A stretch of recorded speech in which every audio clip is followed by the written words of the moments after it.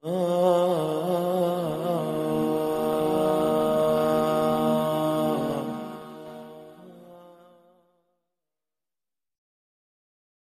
Habib Saleh Tanggul? Habib Saleh bin Muhsin Al-Hamid, wali besar di Jawa Timur. Kalau kita pergi ke Jawa Timur, tanya semua Jawa Timur itu kenal Habib Saleh bin Muhsin Al-Hamid Tanggul. Beliau terkenal doanya lebih cepat dari kilat. Nah, satu waktu beliau diundang oleh pemerintahan Saudi. Ketika itu pemerintahan Saudi mengundang beliau. Diundang. Nah, ini ada keterkaitan. Kenapa sih kok jamaah haji Indonesia itu bisa gampang ke Indonesia dan mendapatkan fasilitas yang enak di sana? Ada keterkaitan dengan cerita ini. Nah, Habib Saleh bin Muhsin Al-Hamid Tanggul, beliau pergi. Ketika itu Raja Saudi itu punya anak. Anaknya Raja Saudi itu, mohon maaf, tidak punya kemaluan belakang, tidak punya dubur. Jadi kalau buang air besar, buang air kecil, jadi tidak punya kemaluan dia. Dari kecil cacat. Jadi kalau buang air kecil, buang air besar, dilubangin dari sini. Sakit cacat dari kecil dia. Nah, berobat ke dokter kemana-mana. Ketika itu teknologi nggak kayak sekarang. Ketika itu berobat kemana-mana tidak bisa sembuh. Datang diundang Habib Saleh atas wasilah Habib Alwi Al-Maliki. Ketika itu mufti di Makkah. Kata Habib Alwi, raja udah undang Habib Saleh dari Pulau Jawa. Insya Allah kalau beliau doakan langsung sembuh. Pergi Habib Saleh datang. Ketika Habib Saleh datang, raja bikin jamuan luar biasa. Ketika itu anaknya raja lagi duduk di situ. Datang Habib Saleh dikawal. Habib Saleh datang. Ketika itu dari semua orang yang hadir cuma satu orang yang dipukul sama Habib Saleh. Siapa yang dipukul? Anaknya raja. Dipukul sama Habib Saleh dari belakang. Khair itu, khair. Habib Saleh nggak tahu kalau itu anaknya raja. Pergi Habib Saleh berjumpa dengan Habib Alwi. Ayo Habib Alwi, kita pergi ke rumah ente saja. Nggak usah di kerajaan, hawanya panas saya kalau di sini.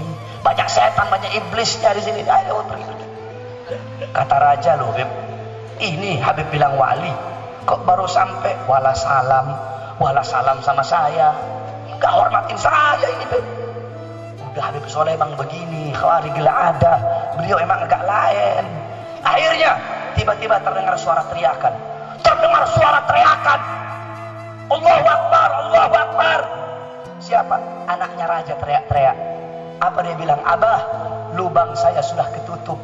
Dan ternyata dengan izin Allah saya punya kemaluan depan itu keluar, dan kemaluan depan keluar, kemaluan belakang keluar.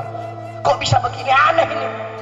Tadi ininya saya, pinggangnya saya lubang, ada lubang, buang air besar, buang air kecil di sini, tapi tiba-tiba ketutup, dan kemaluan belakang dubur saya dan kubul saya keluar.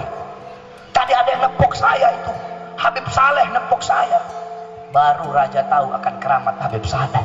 Akhirnya apa kata raja? Habib, luar biasa, keramatnya luar biasa, anak saya sembuh. Sekarang Habib, saya punya anak perempuan. Saya punya anak perempuan. Kalau Habib mau, saya nikahkan Habib dengan anak perempuan saya, dan saya kasih Habib kedudukan di sini. Apa jawaban seorang ulama? Apa jawaban seorang aulia? Apa jawaban beliau? Oh maaf, tidak. Di rumah saya punya istri Syarifah lagi nunggu. Jadi kalau laki-laki itu Habib, perempuannya Syarifah. Saya punya Syarifah nunggu di rumah. Tidak tergiur saya, kata Habib Saleh. Akhirnya kata raja lagi, Habib, saya kasih Habib uang emas 1 peti. Apa kata Habib Saleh? Raja, saya lebih kaya dari kamu.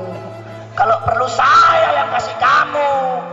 Kamu kasih saya emas 1 peti buat apa? Saya lebih kaya. Saya tidak saya terima, kata Habib Saleh. Akhirnya apa? Dibisikin oleh Habib Alwi. Habib Saleh, ambil itu uang emas, bukan buat Habib, tapi bagikan kepada keluarga-keluarga, kepada para habaib, para ulama yang susah, yang berada di Yaman. Makanya di Yaman itu, di Hadramut, Habib Saleh Tanggul terkenal yang paling kaya di Indonesia. Padahal tidak, beliau orang miskin. Kenapa? Karena ketika itu emasnya raja itu dibawa ke Yaman, dibagi-bagikan ke orang Hadramut. Hada min Saleh Tanggul, ini dari Saleh Tanggul, ini dari Habib Saleh. Jadi orang-orang sana kira Habib Saleh orang paling kaya, bagi-bagi emas. Padahal tidak. Akhirnya apa? Kata Habib Saleh, cuma satu yang saya minta, kalau ada jamaah haji datang dari Indonesia pengen melakukan kewajibannya, pengen menyempurnakan rukun Islamnya, tolong perlakukan mereka dengan baik. Siapkan tempat untuk mereka, tempat yang nyaman, tempat yang bagus. Cuma itu yang saya minta. Saya tidak butuh harta, tidak butuh wanita, tidak butuh pangkat. Saya cuma minta itu. Lihat, itu ulama. Hati mereka bersih dari dunia, bersih dari harta, bersih dari hal-hal seperti itu, saudara-saudara. Siapa yang mereka ikuti? Nabi Muhammad. Sedangkan kalau kita, hati kita selalu condong kepada dunia, condong kepada harta, condong kepada pangkat. Oleh karena itu, saudara-saudara sekalian yang dimuliakan oleh Allah, jadikan beliau-beliau sebagai teladanmu, sebagai qudwahmu, sebagai uswahmu. Man tashabbaha biqaumin fahuwa minhum.